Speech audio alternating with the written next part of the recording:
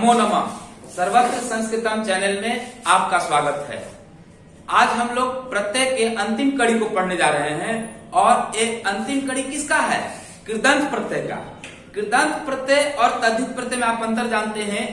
क्रिया के अंत में लगने वाले प्रत्यय को कृत और कृत से बने शब्द को कृदंत कहते हैं और संज्ञा सर्वनाम विशेषण में जो प्रत्यय लगता है उसको तद्धित कहते हैं। दोनों में अंतर क्या है? कृदंत प्रत्यय का अनुवाद में बहुत आवश्यक है और इसमें आप लोग जानते हैं कि 9 प्रत्यय सबसे महत्वपूर्ण है। कत्वा, ल्यप, तुमुन, अक्त, अक्तवतु, सत्री, सानच तथा तव्यत और अनीय। एक क्यों महत्वपूर्ण है? क्योंकि इस पर आधारित अनुवाद होता है। अभी जो हम लोग प्रत्यय पढ़ने जा रहे हैं तव्यत और अनीय, इसको अगर आप लोग ठीक से समझना चाहते हैं तो इसके पहले वाले सभी प्रत्ययों के जो वीडियो हैं उसको अच्छा से आप लोग अवश्य एक बार देख लेंगे। इससे आप लोग को अनुवाद समझने में और सुविधा होगी। तो आए हम लोग तव्यत और अनीय पर विचार करें। ये दोनों प्रत्यय जो है वो विधि लिंग अर्थात चाहिए अर्थ में होता है और योग्य अर्थ में होता है। योग्य और चाहिए अर्थ में तव्यत और अनीय प्रत्यय का हम प्रयोग करते हैं। एक यहां मैं बहुत महत्वपूर्ण बात बतलाने जा रहा हूं। जैसे आप लोग कत्वा और लेप प्रत्यय को पढ़े थे तो दोनों में अंतर आपको समझ में आया था। उपसर्ग रहने पर लेप प्रत्यय होता है और उपसर्ग न रहने पर कत्वा प्रत्यय होता है। ये कत्वा और लेप में आप लोग पढ़े थे अंतर। उसी प्रकार आप लोग अगर पढ़े थे सत्री और सानच में तो परस्मैपदी धातु में सत्री प्रत्यय लगता था और आत्मनेपदी धातु में सानच प्रत्यय लगता था। इसी प्रकार अक्तवतु में यदि आप पढ़े थे तो देखे थे कि अक्तवतु प्रत्यय कर्तृवाच्य में लगता है और अक्त प्रत्यय कर्मवाच्य में लगता है। परंतु अभी जो आप लोग प्रत्यय पढ़ने जा रहे हैं मेरे प्यारे शिष्यों ध्यान दें और समझने की कोशिश करें। ये तव्यत और अनीय प्रत्यय जो पढ़ने जा रहे हैं इन दोनों प्रत्ययों में अंतर नहीं है। तात्पर्य ये दोनों प्रत्यय कर्मवाच्य में प्रयोग होते हैं। कर्मवाच्य सकर्मक क्रिया रहने पर कर्मवाच्य में होते हैं और अकर्मक क्रिया रहने पर भाववाच्य में प्रयोग होते हैं। और ये अगर हम प्रत्यय को बांटें तो एक कृत प्रत्यय के अंतर्गत आता है। तुम लोग जानते हो कि कृत प्रत्यय 7 होता है। कौन कौन है? तव्य, तव्यत, अनीय, केलिमर, यत्, ण्यत्, ज्ञप्। ये सभी कृत प्रत्यय हैं। इसी में हम लोग 2 प्रत्यय की चर्चा कर रहे हैं, तव्यत और अनीय। तव्यत और अनीय का 2-3 बात आप लोग समझ लीजिए, उसके बाद मैं आप लोग को लिखवा दूंगा और आप लोग अनुवाद के दृष्टिकोण से अच्छा ज्ञान प्राप्त कर लेंगे। तव्यत और अनीय प्रत्यय के बारे में पहला जानिए। ये विधि लिंग में प्रयोग होता है। जब मूल क्रिया में कोई प्रत्यय लगता है तो वह ऐच्छिक प्रत्यय होता है। आने आप उसके इच्छा पर है, अगर आप चाहें तो उस पर अनुवाद बना सकते हैं, नहीं तो आप विधि लिंग के रूप पर अनुवाद बना सकते हैं। आप जानते हैं विधि लिंग का रूप, वह उसे पढ़ना चाहिए सह पठेत, उन दोनों को पढ़ना चाहिए तव पठेताम, उन लोगों को पढ़ना चाहिए ते पठेयु, तुम्हें पढ़ना चाहिए त्वम पठे, तुम दोनों को पढ़ना चाहिए युवाम पठेतम, तुम लोगों को पढ़ना चाहिए युवम पठेत, मुझे पढ़ना चाहिए अहम पठेयम, हम दोनों को पढ़ना चाहिए अवाम पठेव, हम लोगों को पढ़ना चाहिए वयम पठेम। अब यहां प्रश्न उठता है मेरे प्यारे शिष्यों कि जब प्रत्यय का जब हम रूप से बना ही सकते हैं तो प्रत्यय की आवश्यकता क्यों नहीं? प्रत्यय की आवश्यकता हुई इसलिए कि सरल अनुवाद हो जाए। हम अगर एक तव्यत और अनीय प्रत्यय को जान जाएंगे तो हमें बोलने में, संस्कृत सीखने में और बोलने में बड़ी आसानी होगी। लेकिन 2-3 बातों को ध्यान देना है। पहला, जब तव्यत और अनीय प्रत्यय लग जाएगा तो कर्ता में प्रथमा विभक्ति न होकर तृतीया विभक्ति होगी। ऐसा क्यों? क्योंकि हम जानते हैं कि कर्मवाच्य के कर्ता में तृतीया विभक्ति होती है। दूसरा, कर्म में प्रथमा विभक्ति होती है। उक्ते कर्मणि प्रथमा सूत्र आप जानते हैं। कर्मवाच्य के कर्म में प्रथमा विभक्ति होती है। जब कर्म में प्रथमा विभक्ति होगी तो कर्ता में कौन विभक्ति होगी? तृतीया। और कर्म के लिंग पुरुष वचन के अनुसार क्रिया बदलता है। ठीक है, जैसे हम इसको अगर हम समझाएंगे विस्तृत रूप से तो आइए आप लोग कुछ लिख लीजिए इसके बारे में, उसके बाद आप लोग का अनुवाद भी सिखा देंगे। लिखिए,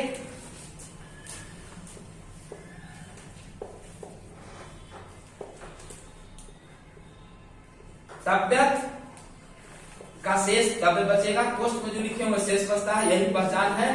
और अनियर, अनियर का शेष अनियर होगा।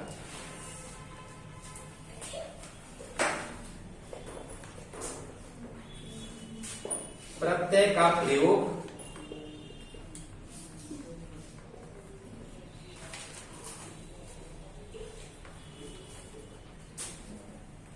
कर्मवाच्य में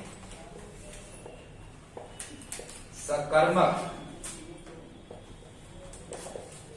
धातुओं से तथा भाववाच्य में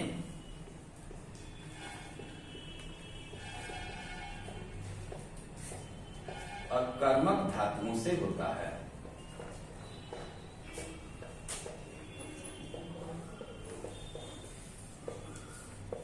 ये सबसे महत्वपूर्ण बात है। दूसरा,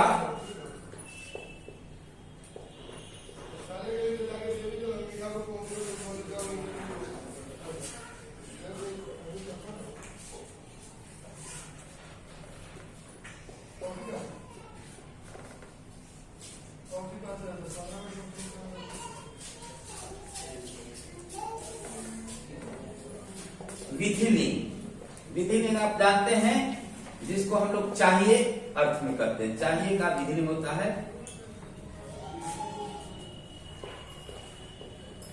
तथा योग्य अर्थ में प्रयोग होता है।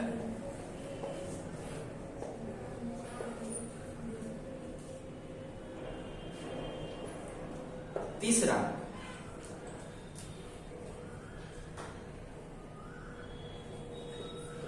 कर्ता में तृतीया विभक्ति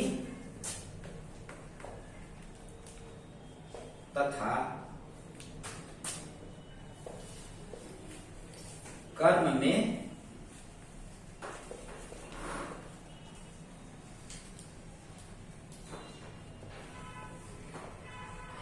प्रथमा विभक्ति का प्रयोग करते हैं।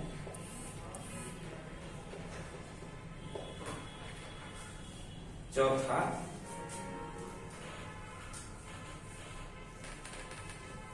क्रिया का परिवर्तन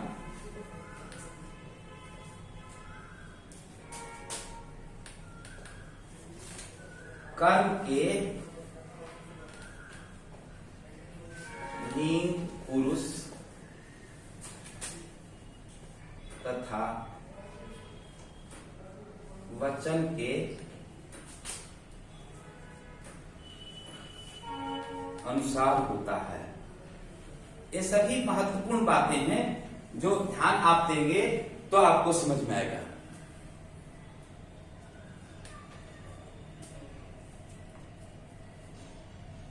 एक बार आप लोग इसको समझ लीजिए, पुनः एक बार समझिए।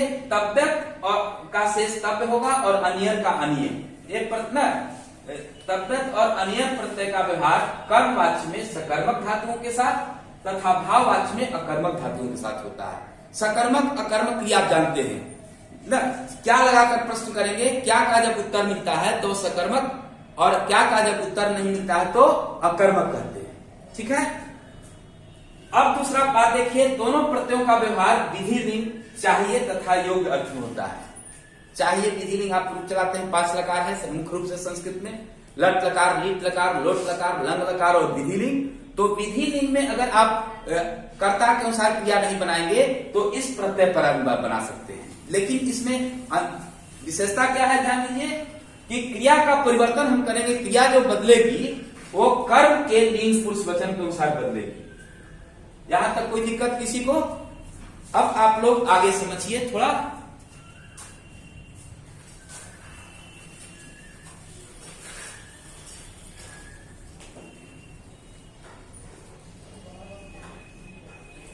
सबसे महत्वपूर्ण बात है 5वां, ये दोनों प्रत्यय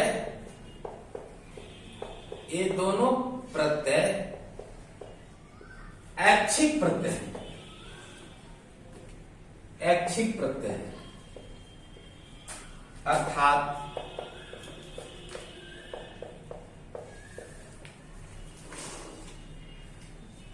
इन प्रत्ययों के बदले इन दोनों प्रत्ययों के बदले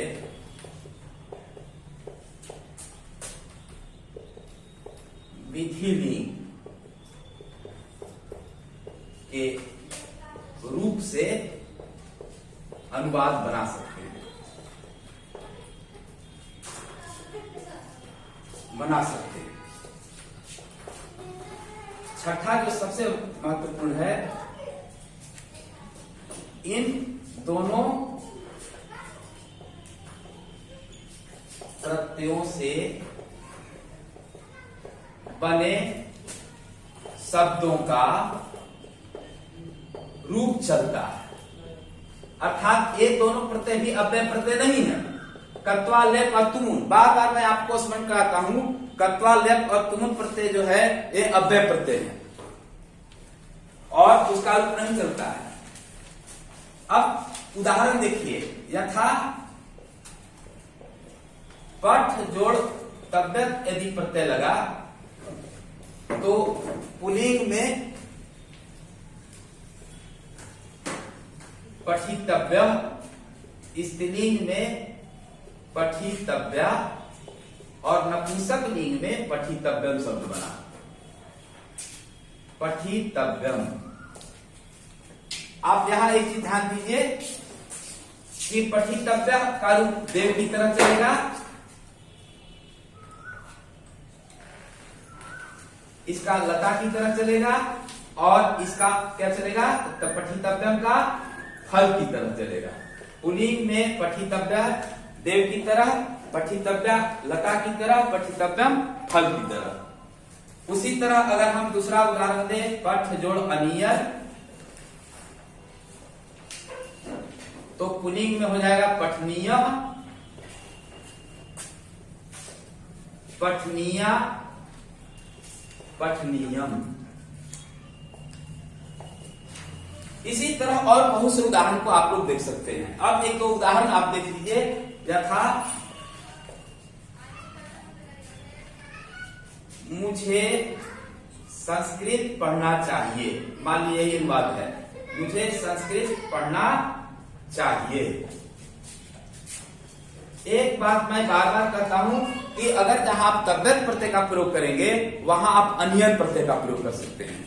तब्यत और अनियर में कोई खास अंतर नहीं है, इसमें अंतर नहीं, इस बात को मैं पहले भी समझा चुका हूं। अब यहां ध्यान देना है, अस्मत् शब्द का रूप अगर चलाओगे तो यहां पर क्या होगा, मया हो जाएगा। मया संस्कृतम, संस्कृतम क्या है, नपुंसक लिंग है, इसलिए हम बोले हैं कर्म के अनुसार क्रिया बदलेगी, तब पठनीयम। और पठनीयम के बदले में आप पठितव्यम भी लिख सकते हैं, पठितव्यम। ये आपका उदाहरण हो गया। और इस प्रकार से अगर आप एक बार फिर से यहां से समझ लीजिए थोड़ा सा, ये दोनों प्रत्यय ऐच्छिक प्रत्यय है, अर्थात इन दोनों प्रत्ययों से के बदले विधिलिंग के रूप से अनुवाद ना बना सकते हैं, अनुवाद बना सकते हैं। इन दोनों प्रत्ययों से बने शब्दों का रूप चलता है, जैसे पठितव्य हो गया, पठितव्या हो गया, पठितव्यम हो गया, तो ये देव के चलेगा, पठितव्य, पठितव्यम, पठितव्या। पठितव्या लता, लते लता होता है, फलम फले फलानी। और इसके बाद एक चीज जान जाइए कि मुझे संस्कृत पढ़ना चाहिए, तो मुझे संस्कृत पढ़ना चाहिए, मया संस्कृतम पठनीयम। लेकिन अगर रहता मुझे वेद पढ़ना चाहिए तो मया वेदः पठनीय हो जाएगा। वेद क्या है, पुल्लिंग है, इसलिए वेदः पठनीय, और भाषा पठित न ज्ञातव्या। तो कहने का तात्पर्य है कि जैसे जैसे कर्म का लिंग पुरुष वचन बदलेगा वैसे वैसे क्रिया बदलेगी, यानी तब्यत प्रत्यय पर शब्द बनेगा। एक बात मैं यहां एक चीज और बोल दे रहा हूं, आप लोगों को कभी कभी शंका होता है ये धातु है तो इस शब्द की तरह रूप कैसे चलेगा। जब प्रत्यय लग जाते हैं तो कोई भी क्रिया जो है वो क्या हो जाती है, संज्ञा विशेषण या अव्यय बन जाता है। अव्यय जब बन जाएगा तो उसका रूप नहीं चलेगा, जैसे पठित्वा गत्वा का रूप नहीं चलेगा। लेकिन अगर जो अव्यय नहीं रहेगा, संज्ञा रहेगा, विशेषण रहेगा, उसका रूप चलेगा, परंतु वह धातु नहीं रह पाएगा। सबसे महत्वपूर्ण ध्यान है कि जब किसी भी धातु में, क्रिया में जब प्रत्यय लग जाता है तो वह शब्द बन जाता है और उसका रूप शब्द की तरह चलता है। यहाँ आप लोगों को कोई संदेह नहीं होना चाहिए। जैसे यहाँ देखे पठितव्य, पठितव्य, तो ये शब्द बन गया, तब इसका रूप किस पर चल रहा है, देव पर चल रहा है। यहाँ पठितव्य लता पर चल रहा है, फल पठितव्य पर चल रहा है। कोई दिक्कत? इस प्रकार से मैं आप लोगों को आज तव्यत अनियत प्रत्यय भी समाप्त कर दिया, और जो 9 प्रत्यय है कृदंत प्रत्यय, ये सभी के सभी आज समाप्त हो गए। अगले वीडियो में हम लोग सभी प्रत्ययों पर आधारित अनुवाद को सीखेंगे, अर्थात एक वीडियो और प्रत्यय पर बनेगा जो होगा अपना सभी प्रत्ययों पर आधारित अनुवाद का। अगर आप लोग को कोई दिक्कत होगा तो आप कमेंट बॉक्स में अपना विचार दे सकते हैं। जय तु भारतम, जय तु संस्कृत।